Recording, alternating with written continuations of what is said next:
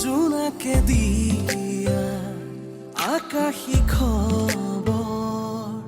তুমিনো দেখানে নেদেখা কোৱা উশাহে দিয়া তোমাৰে খবৰ